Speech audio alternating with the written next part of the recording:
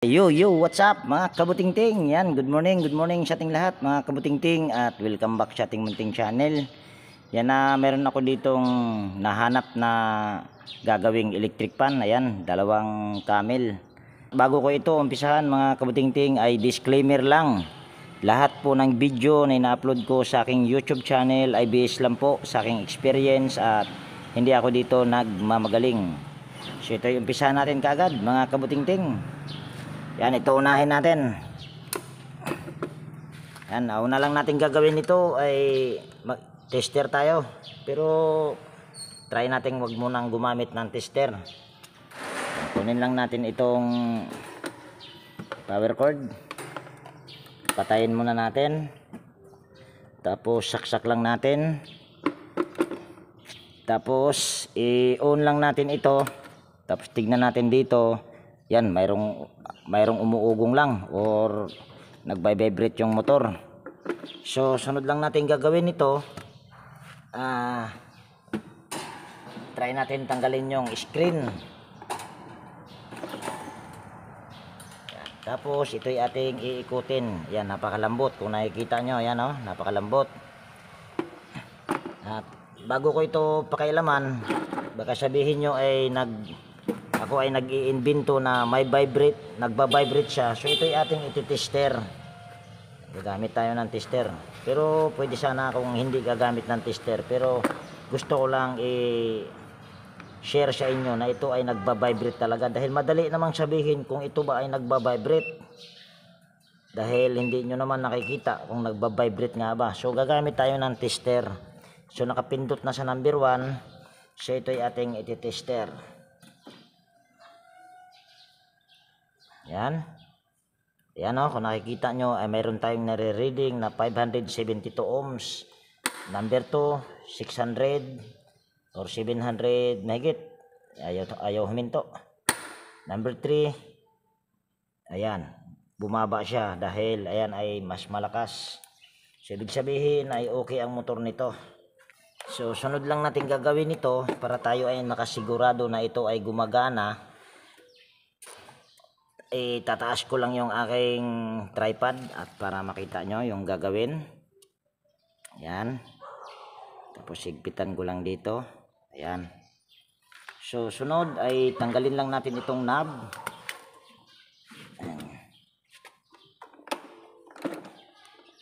Kaso matigas. Pag mga ganito camel, pwede mo siyang ganitohin lang. Ayan, tagilid mo konti habang ito ay hinihila yung knob. Tapos tatanggalin natin itong tornilyo na ito. Ayan, napakadumi. So ito ay ating pagpagan lang. Pwedeng ang problema nito mga kabutingting ay capacitor lang. Pero ito ay ating pagpagan muna. Ayan. Tapos tanggalin natin itong capacitor. Tatanggalin natin itong kapasitor dahil i-check natin ang kapasitor kung ilan ang microfarad na nito. Kaso matigas. Dahil matigas yan, hindi ko na tatanggalin yan. Gagawin ko na lang ay puputulin ko na lang ito. Yan. Yan, pero hindi ko yan sinagad. Ngayon, ititester natin itong motor muna bago ititester natin yung kapasitor. Ititester natin itong motor kung ito ba ay okay. Dahil ito yung aking pamamaraan kung okay ba yung motor kahit pa mayroon tayong nire-reading doon sa switch. Ayan. Tapos tester na natin itong dalawang linya na pinutol galing sa capacitor at titignan natin kung mayroon tayong nire-reading. Yan, mayroon tayong nire-reading na 818 ohms. So ibig sabihin ayan ay good yan para sa akin. Dumi pa. So pwedeng ito nga ang kapasitor ang may problema. So babalatan natin yung kapasitor. Ayan. Ito ay nahanap ko lang mga kabutingting habang ako ay naghahanap ng customer. At sa awa naman ng Panginoon ay nakahanap din. So ilalayo ko lang yung aking konti yung tripod. Tapos titesterin natin yung kapasitor. At iset naman natin ito sa capacitance para matester natin ang kapasitor kung good pa ba.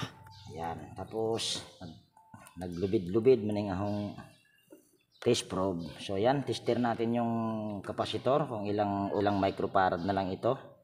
Kaso hindi nyo makikita. Ayan, ito yung kapasitor. Ayan, mayroon na lang tayong nare-reading na 840 ano to.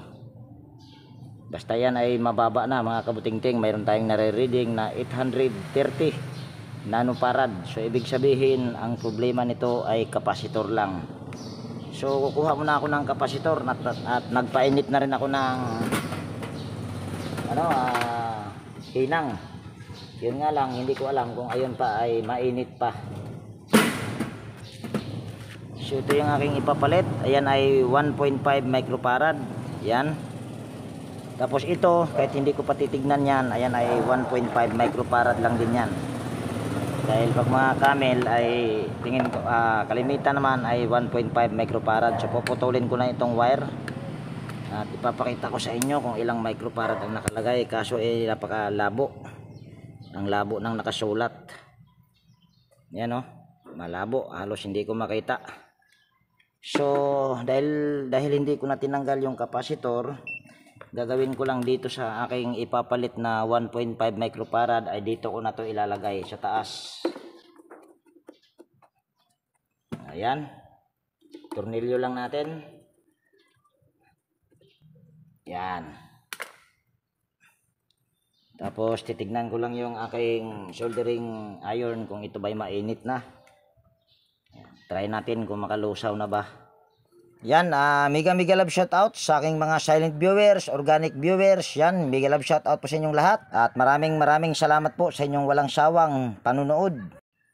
Buti nakalusaw na. Sunod ay lagyan din natin ng soldering lead itong dalawang wire na ikakabit natin sa magkabilaang terminal ng kapasitor. Ito naman ay kahit magkabaliktaran ay wala siyang problema. Yan. Ngayon ay ito ay ating hinang na. Ito ay tingin ko ay bago pa ito mga kabutingting. May taon na po ba itong electric pan nyo, ma'am? May mga isang taon na to, wala pa? Mayroon na daw mga kabutingting, sabi ni ma'am. At pasensya na, hindi natin masali si ma'am. Ay, tanggal pa, kagwang. Ulitin lang natin. Ayan, hipan lang yan para madaling matuyo. So ayan, bali hindi ko pa yan nilinis. Kung sa bagang ginawa ko pa lang dyan ay nagpalit lang ng kapasitor. So ito ay ating ititesting kung ayan ba ay iikot na. So patayin ko lang ito, tapos sasaksak ko yung power cord. Mas maganda kung ito lang ang problema para hindi na mahirapan. Yan, saksak ko lang dito, tapos pindutin ko lang sa number 1. Ayun, umiikot na. Tapos tingnan natin kung mag-swing ba. Ayun, okay na siya, all right. Pero ayan ay okay na. Ayan ay okay na. Pero hindi pa magtatapos dyan ang gagawin natin. So ito ay ating lilinisan lahat. Para kahit papano matuwa yung mayari. Yan, kung bago ka nga pala na napadpad dito sa aking munting channel mga kabutingting, baka pwedeng hilingin ko yung inyong pag-like at pag-share. At higit sa lahat, kung bago ka na napadpad dito sa aking munting channel, pwedeng hilingin ko na rin yung inyong pag-subscribe at pakipindot na rin yung notification bell at ilagay sa all. Tapos ganun din tong guard lock. Tapos ikutin lang natin, ito napakalambot. Yan o, napakalambot yan. So gagawin lang natin dyan ay linisan at lalagyan ng langis. Yan, lalagyan lang natin ng langis. Ito ay hindi ko na baklasin. Ayan, lagyan lang natin ng langis. Tapos igaganyan lang natin yan. Tapos para ang purpose naman nito kung bakit ginaganito natin or ginaganito ko, dahil para yung langis ay pumasok doon sa pinakabusing niya. At kailangan ay patak lang mga kabutingting, hindi kailangan ng marami. So dapat ay hindi ko pa pala muna ito kinabit yung capacitor, pero okay lang, nakabit na eh. So itong kabila ay lalagyan din natin ng langis, kaso salita ng salita hindi pala kita, buang ka talaga ting. Ayan. Ayan, lagyan lang natin ng langis. Ayan. Mas maganda pag kabilaan pag naglagay tayo ng langis. Tapos gaganituhin natin para yatang gumanit. Sa halip na lalambot eh gumanit. So dahil gumanit yan, pukpukin mo lang ng konti dito, yan. Yan. Ang purpose naman yan kung bakit pinukpok, para ma-align yung kanyang shafting, ayan oh. Oh, napakalambot na. Oh, di ba? So okay na yan. Sunod, babalik na natin ito. Pag nagtanggal kayo nito, dapat eh ganito. Pag nagtanggal kayo, para yung halimbawa, tinanggal nyo na yung tornilyo, ito nakaganito dito sa pinyon, tapos saka nyo tanggalin itong takip, saka nyo bubunutin. Ganyan lang, para yung kanyang dalawang bulitas ay hindi tumalsik. So ganun lang ang diskarte. So babalik na natin ito sa pagtornilyo. Tapos dyan, tornilyo lang natin.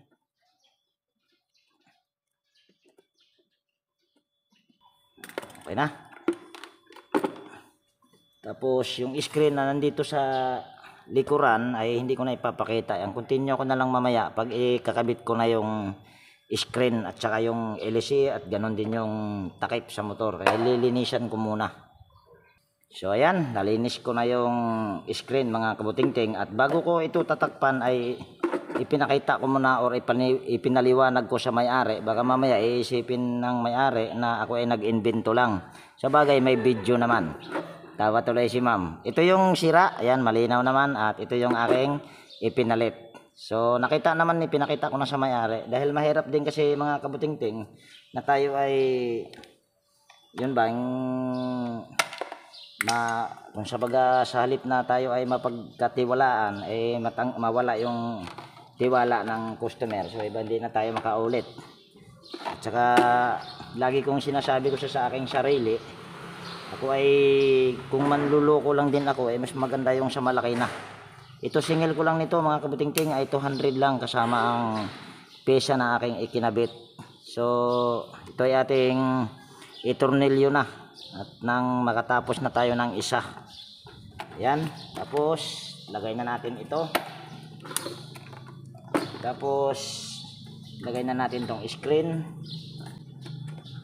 Pag mga ganito ang problema mga kabutingting ay ito yung pinakaswerte pagka katulad ko na naggagala, dahil ito ay madali lang ayusin. Kahit nga babae ay kaya itong ayusin. Yun nga lang kung mahilig magkalikot. Pero kung walang hilig sa kalikot ay ipagawa na lang sa manggagawa. Pero ito talaga ay napakadali lang, basta intindihin lang. Ayan. Tapos try natin itong isaksak. Ayan. Try natin isaksak. Yan, saksak ko lang dito. Tapos pindutin ko sa number 1. Ayan, ayan ay number 1 pa lang. Talaga namang sulit na sulit ng may-ari dyan, dahil ayan ay lumakas. Dahil tinanong ko siya mga kabutingting, at tinawag ko habang ako ay naglilinis. Ito daw pala ay kailangan niya pang ganunin sa kamay bago umandar, at pag umikot na ayun ay mabagal. So okay na yung isa. So ito yung isa ang isusunod natin. Ma'am, okay lang bang gamitin ko itong isa, ma'am? Okay lang gamitin ko muna ito? Yan. Salamat, ma'am. So ma'am? So ayan. Dito naman tayo sa isa. Siguro ay gagamit na tayong tester nito para mabilis, dahil medyo tanghali na. At kanina mga kabutingting, mayroon na rin akong ginawang dryer, kaso maingay at hindi ko binidyohan dahil maingay lang. So ito ay ating yan, on lang natin to ulit ng aking tester at pindutin sa number 1. Tapos saka natin ito iti-tester. Ayan, mayroon ding reading. Try natin itong tingnan ng LC kung ito ba ay malambot or maganit ba. Ayan. Ito, ayan, umiikot lang siya. Pero ayan ay medyo, para sa akin dahil aktual naman, para sa akin medyo maganit siya. Ayan medyo maganit. Pag ikutin mo siya, patayin muna natin yung ating tester at itabi para hindi siya gabal. Ayan ayan maganit siya. Ayan, maganit. So tanggalin na natin lahat ito. Ito ay papaklasin ko lahat ng motor nito para ito ay malangisan yung loob, or kung kailangan palitan ng bushing, papalitan ko. Kaya kailangan ko itong baklasin lahat. Ayan.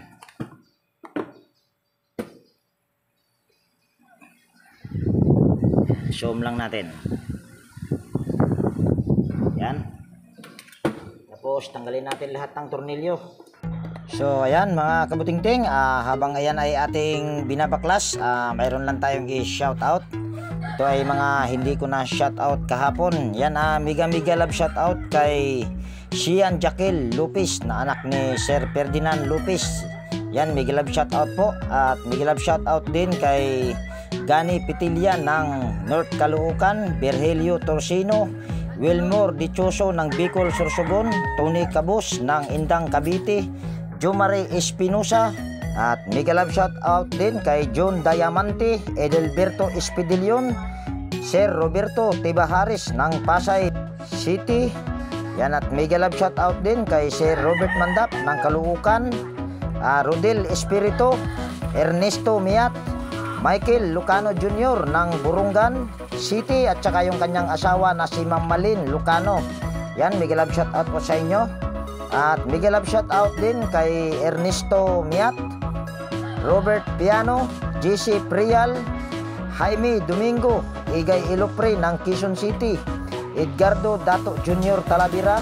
At mega love shout out din kay Sir Guido Prido, Sola Mulo, Rolando Pacabis ng Ormoc City, Manny Cabadin ng Paranaque City, Papa Pids, Janjan Labnutin ng Pandi Bulacan, Joe Ryan Santos, Ray Maglalang ng Tondo Manila, Rinaldo Nodo, Rinaldo Obidosa, Arturo or Art Manhigo Jr. ng San Pablo Isabela. Yan, at mega love shout out din kay Sir Eli Abadilla Castillo Emil. Yan, mega love shout out po sa inyong lahat.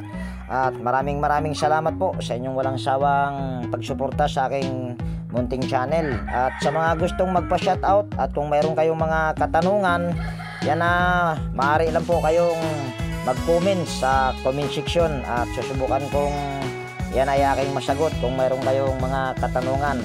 At wag lang masyadong mahirap, dahil ako po ay hindi ko ito pinag-aaralan, itong aking natutunan.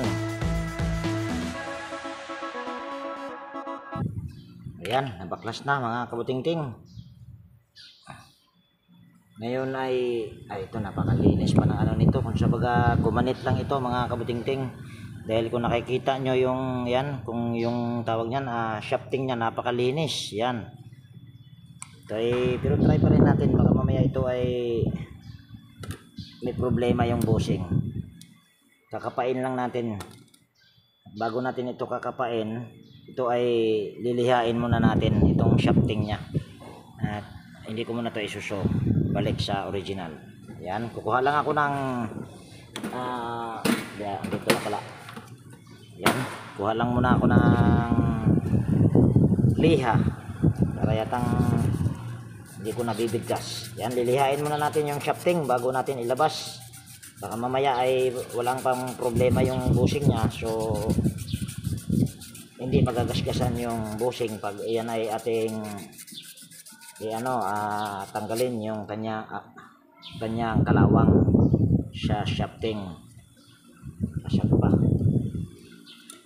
Yan, lalabas lang natin. Sabi ko na nga ba ay ito ay napakaganda pa at napakakinis. Yan So gagawin lang natin ito dahil magganit. Punasan lang natin itong Yan. Tapos brushan lang natin. Ako na yan. Tapos dahil maganit ito, kukuha lang tayo ng basahan. Tapos igaganito lang natin dito sa busing.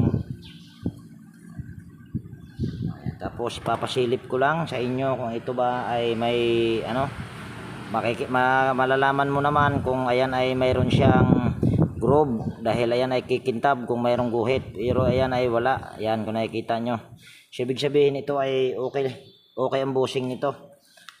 So yung gagawin ko lang dito ay maglalangis lang ako ng yan sa foam.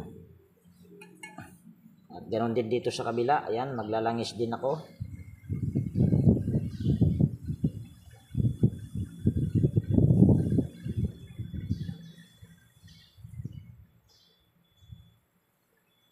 Ayan, okay na yan.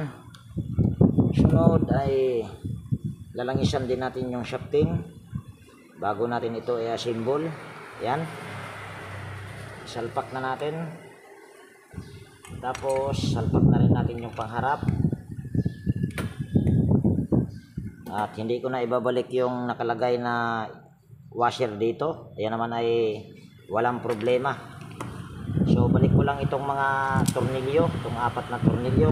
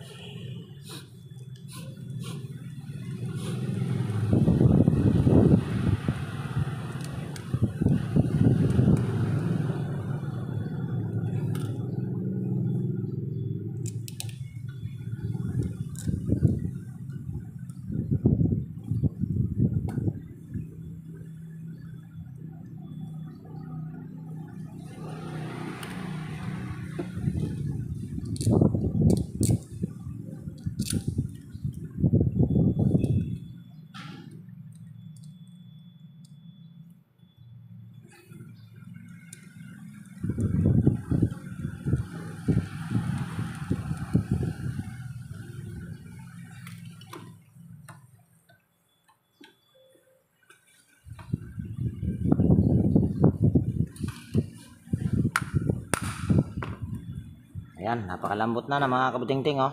Oh, di ba? Hindi katulad kanina na hindi talaga iikot. So yan, ayoko na yan.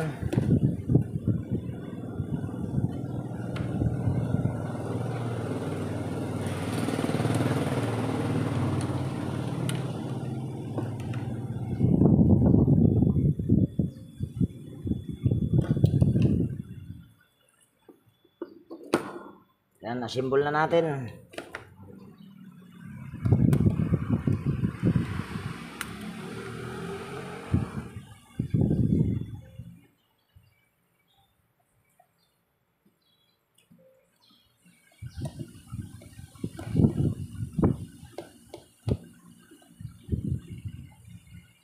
Yan.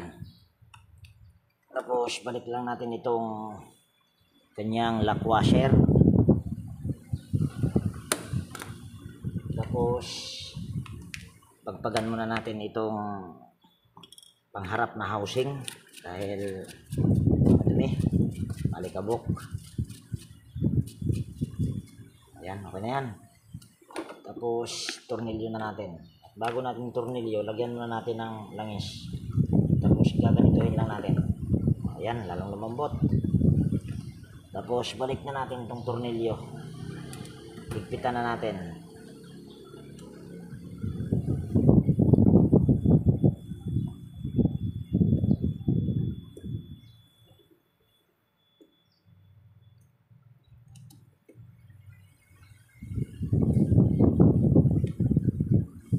Ayan. Tapos yung screen, tingin ko ito ay napakalinis ng screen dahil ito ay parang binalot yata ng ano ni ma'am, plastic ba. Pero pagpagan ko pa rin. Yan. Hindi ko na ipapakita yung pagpagpag ng screen. So yan, bali napagpagan ko na lahat mga kabutingting at pasensya na kung hindi ko na ipinakita. So ngayon ay lagay na natin tong screen. Tapos lagyan natin ng guard lock. Ayan.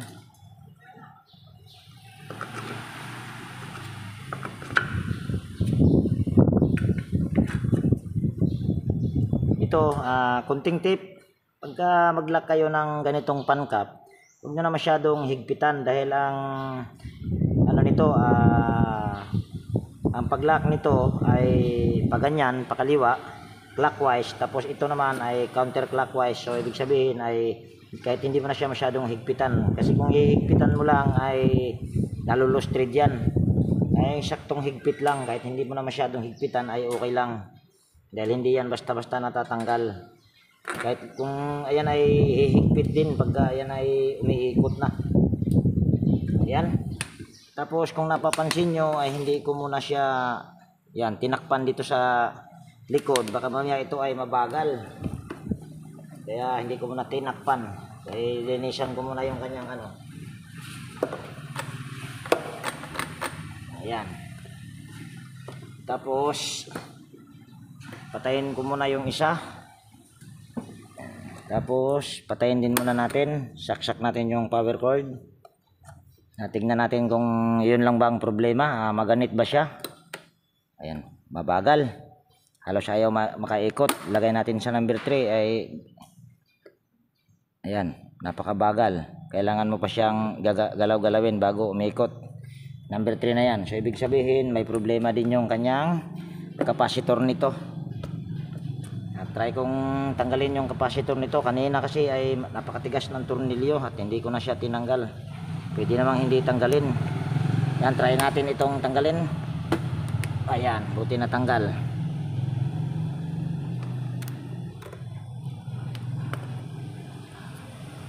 So ito ay puputulin ko na at hindi ko na ito iti-tester dahil confirm na ang problema nito ay ano, may problema ang capacitor dahil napakabagal. Dahil masasabi nating kapasitor ang problema dahil ito ay aking nilinis na, nilangisan at napakalambot na rin. So kahit hindi mo na i-tester yung kapasitor, ayon ay confirm na kapasitor ang problema. So magpapalit din tayo ng kapasitor. Yan, tanggalin ko lang ito.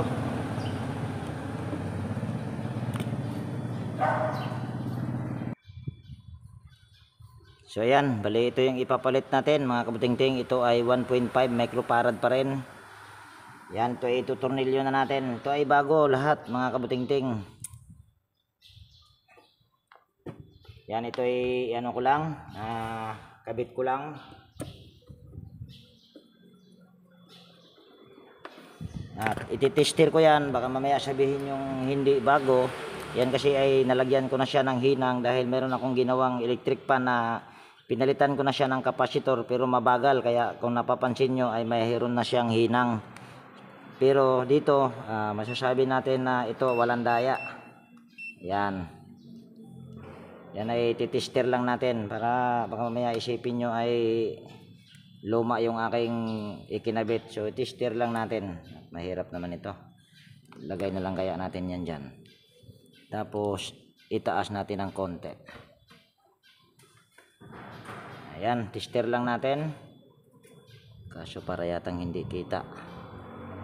Ayan o, mayroon akong na reading na 1.5 microfarad. So ayan ay talagang okay yan. 1.574. Ayan o, kita naman yata. So ibig sabihin ay bago talaga yung kapasitor na yan dahil hindi ko ikayayaman yan kung ako'y mandadaya. Dahil single ko nito ay 200 lang. Ayan, so ito ay lalagyan lang natin itong dalawang wire ng soldering lead.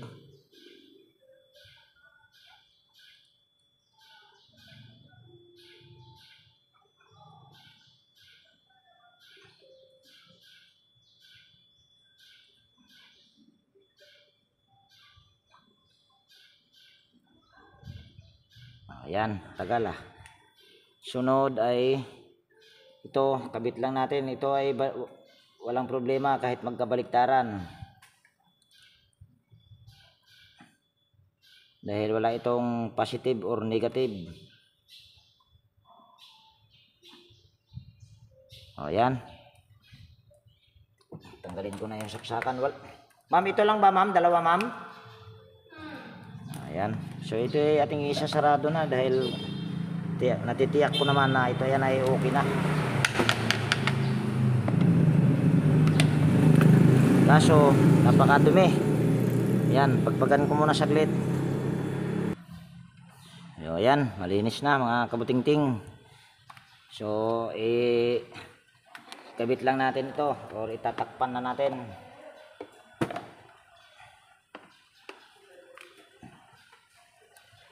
May papagawa ka pa bang washing, ma'am? Or may papatignan ka pang washing? Yung dryer, ma'am? Ayan, mayroon daw si ma'am na papatingnan na dryer. So ibig sabihin, kung ipapagawa nyo yun, baka may part 2 pa kung ipapagawa nya. Problema, nasaan na ba yung knob nito? Wala na yung knob mga kabutingting. Kagawang ito pala. Yan, ito yung isasalpak lang. Tapos iharap lang natin. Ayan. Tapos patayin muna natin yung pindutan. Tapos saksak natin dito sa power cord. Tapos paikutin na natin. Yan ay number 1. Yan, kung nakikita nyo ay umiikot na kaagad. Yan. Tapos try pa rin natin tong isa. Yan ay naka number 1 lang. Ayan. So ayan ay okay na. Yan o. Tan tan. So ayan. Okay na. Ma'am, okay na ito, ma'am.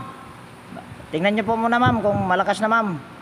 Huwag ka magalala, ma'am. Hindi kita isasali, ma'am.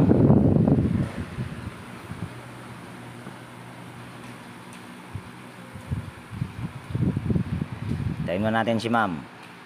At harap muna natin kay ma'am. Ayan, ma'am, tingnan nyo po. Ayan ay number 1 pa lang, ma'am. Kamay lang ang nakuha, ma'am, ha. Hindi kasama yung ano, yung katawan. Yung kamay lang. Okay na po, ma'am. Okay na. Inukihan na ni ma'am yung isa. So ito ay ating tanggalin na yung isang power cord. Yan. Number 1 pa lang yan, ma'am. Number 2. Number 3. Okay na po, ma'am. O, ayan. So, ganun pa rin po ang sira nito, ma'am. Ay, sa LC niya po yan. Yung tawag niyan, hindi naman siya maingay, ma'am. Ganyan po talaga yan pagka banana type po. Dryer. Sige, ma'am. Sige, ma'am. Dali, ma'am. Tapusin ko muna yung vlog ko dito dahil kung sakaling sundo tayo dyan ay gagawin ko ng part 2 po yan. So ayan, bali dito ko na tapusin yung video natin sa araw na ito mga kabutingting. At kung nagustuhan mo itong video na to, pwede bang pa-like at pakishare, at higit sa lahat, kung bago ka na napadpad dito sa aking munting channel, pwede bang hilingin ko na rin yung inyong pag-subscribe at pakipindot na rin yung notification bell at ilagay sa all para ma-notify ka pag mayroon akong mga bagong i-upload na video. So ayan, laging nag-iiwan sa inyo ng ingat tayo palagi at God bless po sa ating lahat mga kabutingting. Sana may part 2 pa ito mga kabutingting kung ipapagawa yung dryer. So bye bye na. At laging nag-iiwan sa inyo ng ingat tayo palagi at God bless po sa ating lahat.